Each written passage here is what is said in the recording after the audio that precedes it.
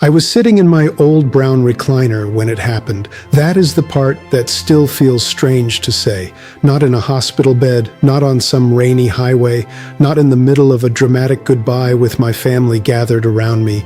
Just sitting there in the same chair where I had watched baseball games, paid bills, eaten peanut butter crackers, and fallen asleep with the television still talking to an empty room. My name is Walter Hayes. I was 70 years old, and for most of my life, I believed death was simple. You lived, you worked, you got old. Then one day, the lights went out. That was it. No angels, no golden gates, no second chances, just darkness. I was wrong. But before I tell you what I saw after my heart stopped, I need to tell you what kind of man I was before it happened. Because death did not show me something random. It showed me myself. And that was harder than anything else. I had spent 43 years working at a printing plant outside Cedar Rapids, Iowa. Not a fancy job, not a job people ask questions about at dinner parties. I ran machines, I fixed jams, I smelled ink and hot metal every day until the smell became part of my clothes, my hands, even my skin. My wife, Marlene, used to say she could tell I was home before I opened the door. She would smile and say, "You smell like newspapers and stubbornness." I would laugh, but not much. I was never a big laughing man. I was the kind of husband who paid the mortgage on time, but forgot to ask how her day was. I was the kind of father who showed up to school plays, but sat in the back and looked at his watch because my shift started early. I was not cruel. That is what I told myself for years. I was not cruel. But sometimes being quiet can hurt people too. Maybe you have felt this too. At this age, you start counting things differently. You do not count money as much. You count the phone calls you ignored, the apologies you delayed, the birthdays you rushed through, the hands you stopped holding because life got busy. Marlene passed away 6 years before I did. Cancer took her slow. I took care of her the best way I knew how. I drove her to treatments, I picked up medicine, I warmed soup, I changed sheets. But I still did not know how to sit beside her and say the words she needed. One night, near the end, she looked at me from the bed and said, "Walter, were you happy with me?" I remember standing there with a glass of water in my hand. Such a simple question, such a heavy question. I said, "Of course." But I said it like I was answering whether I had locked the back door. She turned her face toward the window. I wanted to say more. I wanted to say I was scared. I wanted to say I did not know how to live in a house without her humming in the kitchen. I wanted to say that every time she slept too long, my chest tightened. But the words stayed inside me. That was my talent. Keeping things inside. After she died, the house became too quiet. Our daughter, Emily, lived in Oregon with her husband and 2 boys. She called every Sunday for a while, then every other Sunday, then whenever she remembered. I do not blame her. People have their own lives. My son, Patrick, lived only 40 minutes away, but we spoke like neighbors who barely knew each other. He came by if something needed fixing. I would offer coffee. He would say he was in a hurry. We were polite. Polite can be a very cold word. On the last evening of my life, I made a bowl of tomato soup and burned one side of the grilled cheese. I scraped the black part off with a butter knife, standing over the sink. The television was on in the living room, some old game show. People clapping for prizes nobody needed. I remember looking at the empty kitchen table. Marlene's chair was still there. I had never moved it. There was a small scratch on the table from when Emily was little and pressed too hard with a pencil doing homework. I ran my finger over it. Then I said something I had not said out loud in years. "I am tired, Marlene." That was all. Not sad, not dramatic, just tired. I took my soup to the recliner and sat down carefully because my left knee had been bad since 1998. The clock on the wall clicked louder than usual. The room had that late evening color, half blue and half gray. I took maybe 3 bites. Then a pressure started in my chest. Not sharp at first, more like someone had placed a heavy book inside me. I set the bowl on the side table. My hand shook and a little soup spilled over the rim. I remember being annoyed by that. Imagine that. A man is dying and he is worried about soup on the table. I tried to stand. My body did not listen. The pressure spread into my shoulder and up my neck. I reached for the phone, but it was just far enough away. That was my whole life in one picture. Help was close, but not close enough. I slid down in the chair. The television kept playing. A woman laughed on the screen. The clock kept ticking. My breathing became strange, small, thin, like I was trying to breathe through a straw. I thought about Emily. I thought about Patrick. I thought about Marlene asking me if I had been happy. Then I thought, so this is it. This is how a man ends. No thunder, no bright music, no final speech. Just an old man alone in a living room with cold soup beside him. I had always believed death would be like sleep, but it was not sleep. The pain stopped first. That surprised me. One moment, my chest felt crushed. The next, it was gone. Then the room became very still. Not quiet, still. There is a difference. Quiet means no sound. Still means the world has stopped holding its breath. I opened my eyes. At least I thought I did. I was standing beside the recliner. My first thought was foolish. I thought I had somehow managed to get up. Then I saw myself. My body was still in the chair. Head tilted, mouth slightly open, one hand hanging over the armrest. The television light moved across my face. I stared at that old man for a long time before I understood he was me. I wanted to panic. I wanted to shout. But no sound came from me, not because I could not speak, because there was no need for sound where I was. The room looked the same, but not the same. Every object seemed full of memory.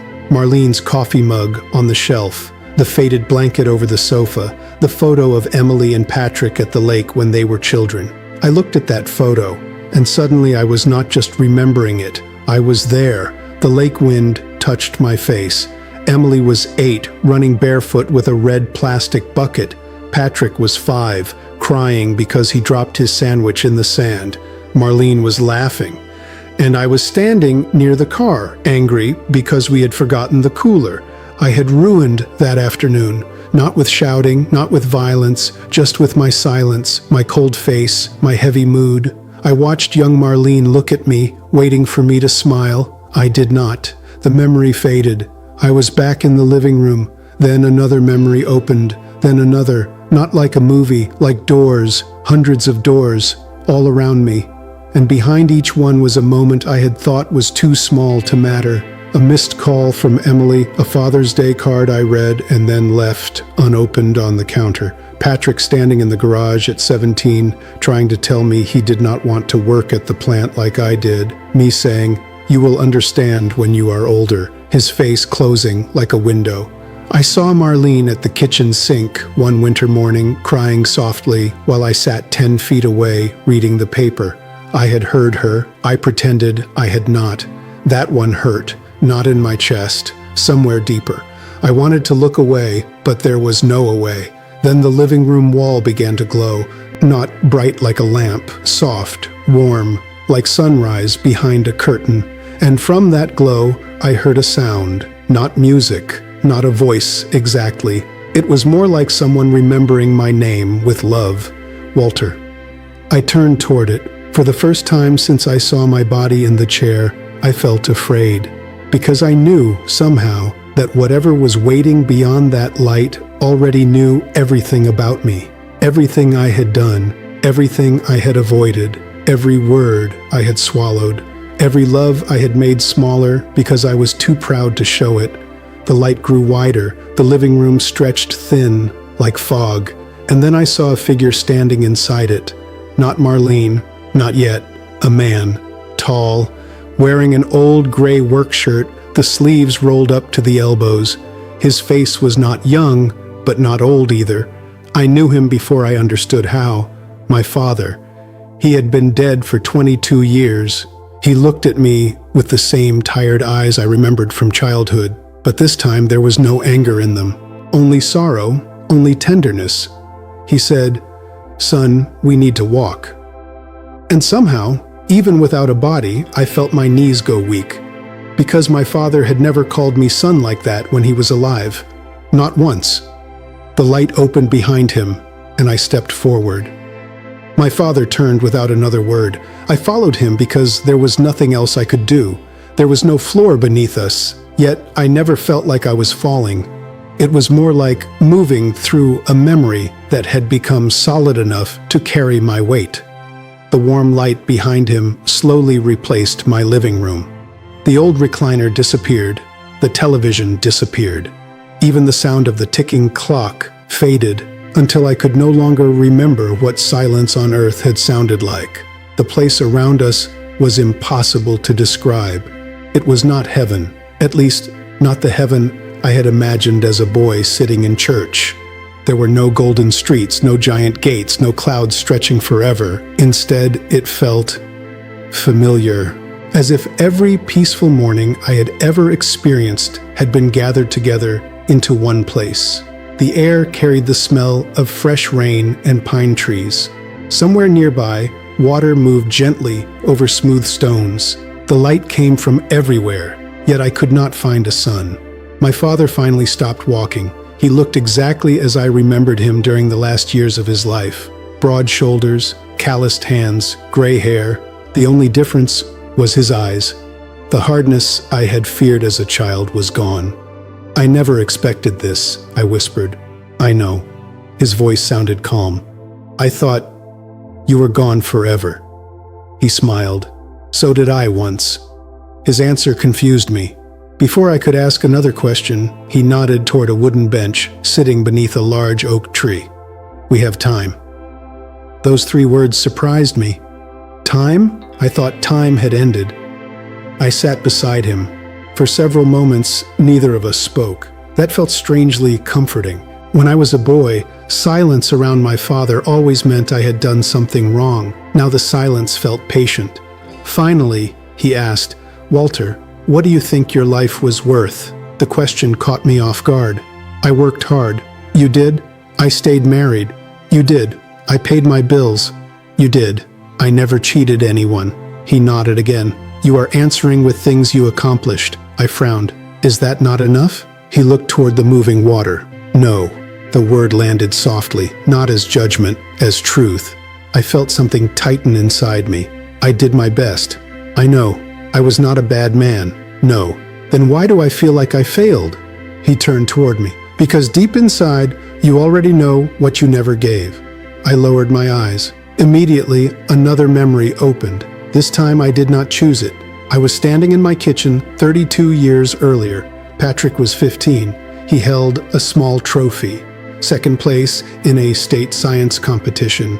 He was smiling. "Dad, look." Without lifting my eyes from the newspaper, I said, "That is nice." Then I asked him if he had remembered to mow the lawn. The smile disappeared. The memory froze. I watched my younger self continue reading while Patrick quietly carried the trophy upstairs. My father stood beside me. "What do you notice?" I ignored him. "You did."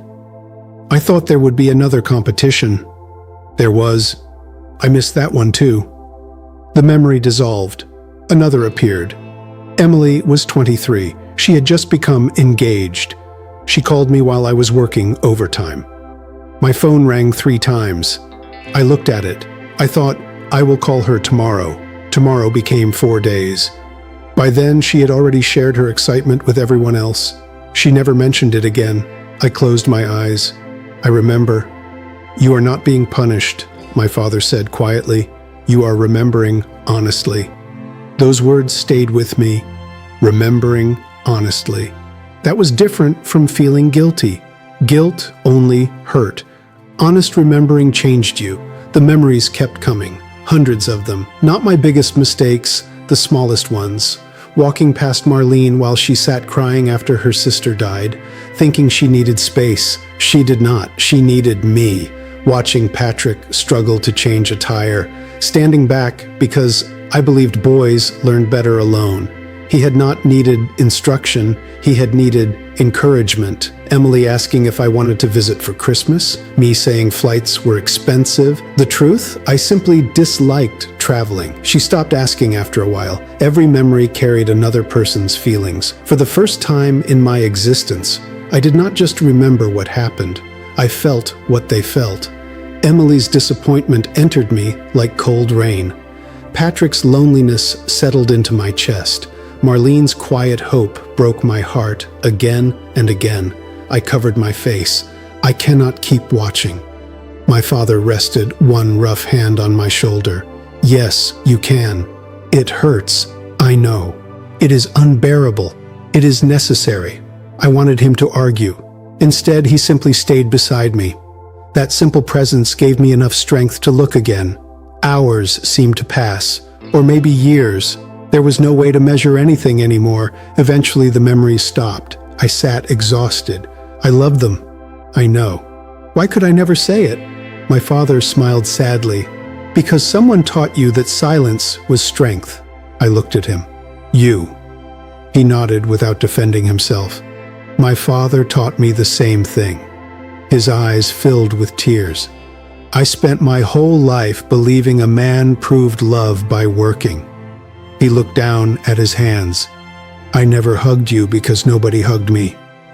I know. I thought providing was enough. So did I. We were both wrong. For the first time since childhood, I reached over. I hugged my father. He hugged me back. Neither of us spoke. Neither of us needed to. Years of unfinished love finally found somewhere to go. When we stepped apart, he looked lighter somehow. So this is judgment? I asked. He shook his head. No. What is it then? The beginning of understanding. Before I could answer, another figure approached from the distance. Unlike my father, I did not recognize him. He wore ordinary clothes, blue jeans, a simple flannel shirt. His hair was silver. His smile was gentle. He looked like someone you might meet buying groceries.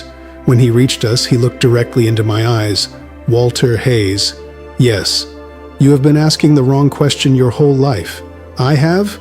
You always asked whether you had done enough. I nodded slowly. He continued. The better question is, his voice became almost a whisper. Did the people you loved know they were loved? I could not answer because I already knew. Not enough, not nearly enough. The man smiled kindly. There is one more place you need to see. The peaceful landscape around us faded. The warm light dimmed. Cold wind brushed across my face. We now stood overlooking a small American town. It looked ordinary. A grocery store, a gas station, children riding bicycles, people walking dogs. Nothing unusual. What is this? I asked. Life? I know that. No. He pointed toward the streets below. This is your life. Then he paused. Without you. At first I did not understand. Then I noticed something impossible. A younger Marlene walked out of a bakery. She looked 26, but she was alone. She looked around as though waiting for someone who never arrived. She climbed into a small blue car. There was no wedding ring on her finger. My breathing stopped. This cannot be right. It is one possibility. What do you mean? You are seeing the world if your path had ended before you met her. I watched Marlene drive away. No Walter, no marriage, no Emily, no Patrick, nothing. The streets suddenly felt empty. The guide looked at me. Every life touches thousands of others. You think your story belonged only to you. It never did. The scene shifted again. Now I saw Patrick. Only this Patrick was different. He never existed. Because I never existed. His smile, his children, his mistakes, his kindness, none of it had ever entered the world. Emily's laughter, her sons, the family traditions she carried from her mother, gone, like footprints erased before they were made. Tears filled my eyes. I always believed my life was ordinary. The guide nodded. Most people do. He looked across the quiet town. But ordinary lives change the world every single day. The wind suddenly stopped. Everything became perfectly still. Then, far in the distance, someone called my name. Not once, twice. Walter. The voice was unmistakable. Soft, warm, filled with a love I had spent years taking for granted. Marlene. I turned toward the sound so quickly that my heart seemed to race again. The guide smiled. It is time. Time for what? He stepped aside. Ahead of me, another path appeared. Unlike the others, this one disappeared into a brilliant golden light. And somewhere beyond that light, Marlene was waiting. I took one step forward, then another. With every step, her voice became clearer. But just before I could see her face, everything around me suddenly began to shake. The ground beneath me trembled. The golden light rippled like water touched by a strong wind. I stopped walking. For the first time since leaving my body, I felt something that reminded me of fear. Not fear of pain, fear that whatever was about to happen would change me forever. "Marlene," I called. There was no answer, only the warmth of her presence. The guide who had brought me this far stood several steps behind me. My father was beside him, watching quietly. Neither of them tried to push me forward. Neither of them tried to stop me. It had to be my choice. I took another step, then another. The light slowly cleared. I found myself standing in what looked like a simple country meadow. Wildflowers moved gently in the breeze.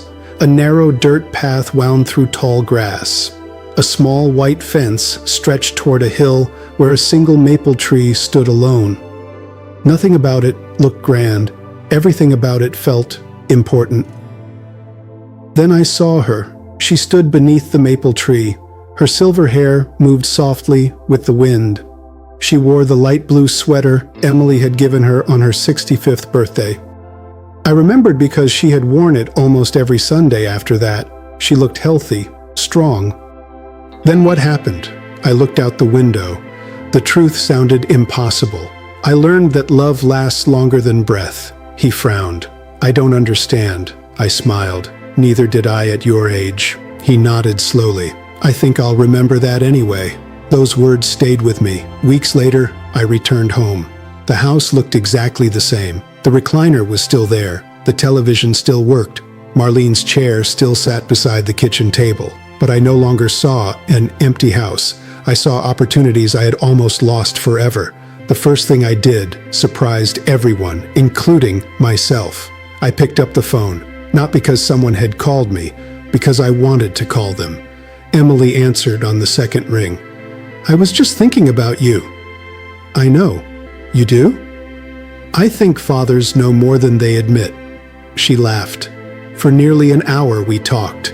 Not about the weather, not about bills, not about doctor's appointments. We talked about memories, dreams, mistakes, the years we had quietly missed each other while pretending everything was fine. The following Saturday, Patrick came over. Instead of repairing something around the house, we sat on the back porch drinking coffee.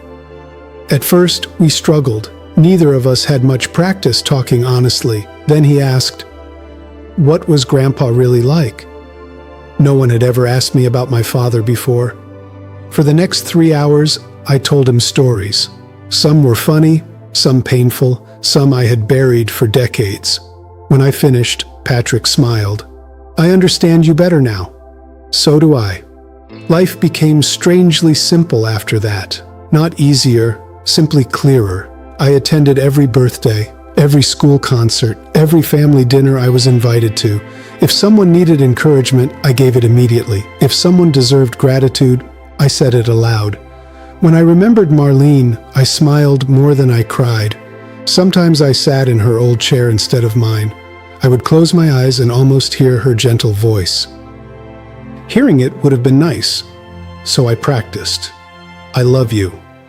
3 words, simple, powerful, free. Words I had spent far too many years keeping locked inside. One autumn afternoon, almost 2 years after my heart stopped, I visited the cemetery alone. The maple trees around the hill had turned bright shades of red and gold. I stood before Marlene's headstone, carrying a small bouquet of white daisies. They had always been her favorite. I placed the flowers carefully on the ground. Then I sat on the cool grass. "I finally learned," I whispered. A gentle breeze moved through the trees. I wish it had not taken dying to teach me. The wind brushed across my face so softly that it reminded me of the meadow. For one brief moment, I caught the faint scent of her lavender perfume, the same one she had worn on our anniversary every year. I smiled. "I know." Those were the words she had answered with every time I apologized. "I know. I no longer wondered whether the breeze was only my imagination. Some things do not need proof to change a person's heart. As the sun began to set, I stood and looked across the quiet cemetery. Every name carved into those stones had belonged to someone who laughed, worried, hurried through ordinary days, and believed there would always be more time. Most of them were probably wrong, just as I had been. I once believed death was a wall, a cold ending, a final silence. Now I believe it is something very different, not an escape, not a punishment, not a reward earned by perfect people, a doorway. And before we ever reach that doorway, we are given one extraordinary gift, another ordinary day, another chance to answer the phone, another chance to hug our children, another chance to forgive, another chance to speak the words waiting inside us. Because in the end, people may forget the house you owned, the job you worked, the money you saved, but they rarely forget how safe they felt beside you, how seen they felt, how deeply they knew they were loved. If my heart had never stopped that evening beside a bowl of cold tomato soup, I might have reached the end of my life, believing I had simply survived. Instead, I was allowed to return with a single lesson I now carry every morning I wake up. Do not wait for death to teach you how to live. Say the words today, hold the hand today, choose kindness today, because none of us knows when an ordinary evening will quietly become the moment that changes everything. And when my true final day finally comes, I do not think I will be asking whether I worked hard enough. I think I will ask only one question. Did the people I loved truly know they were loved? This time, I believe they will.